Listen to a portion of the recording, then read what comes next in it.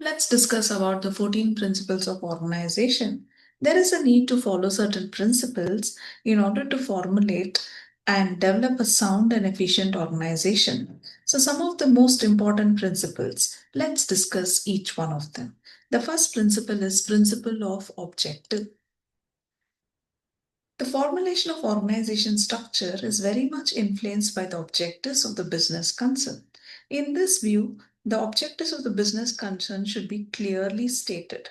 This helps management in formulating the organization structure and also in achieving the enterprise objectives with minimizing the cost and effort.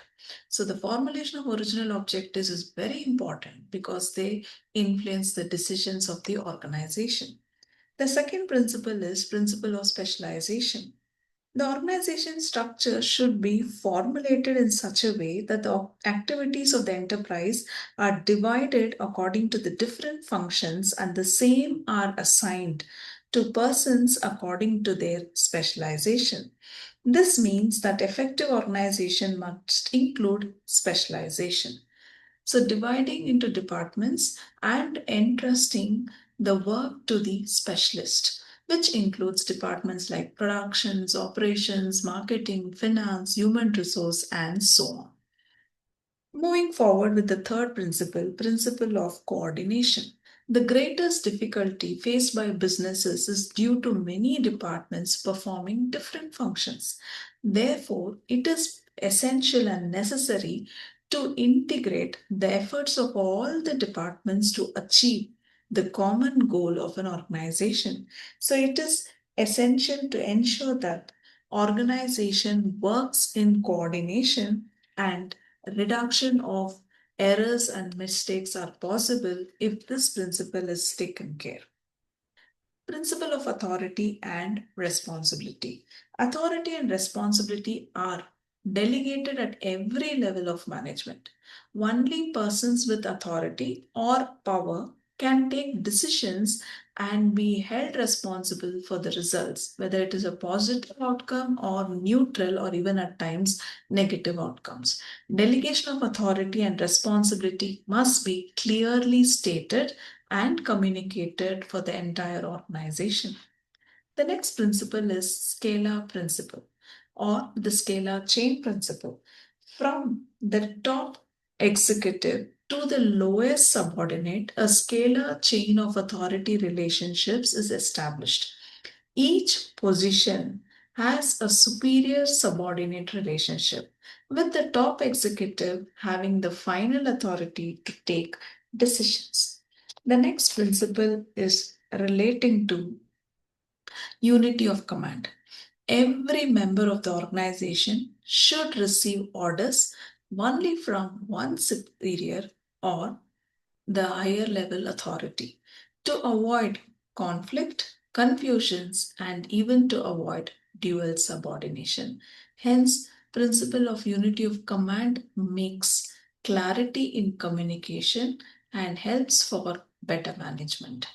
The next principle is relating to the principle of span of control.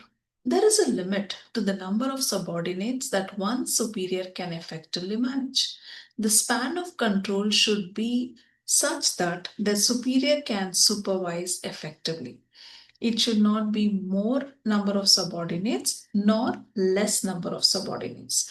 Based on the skill and experience, the number of subordinates should be clearly assigned or allotted.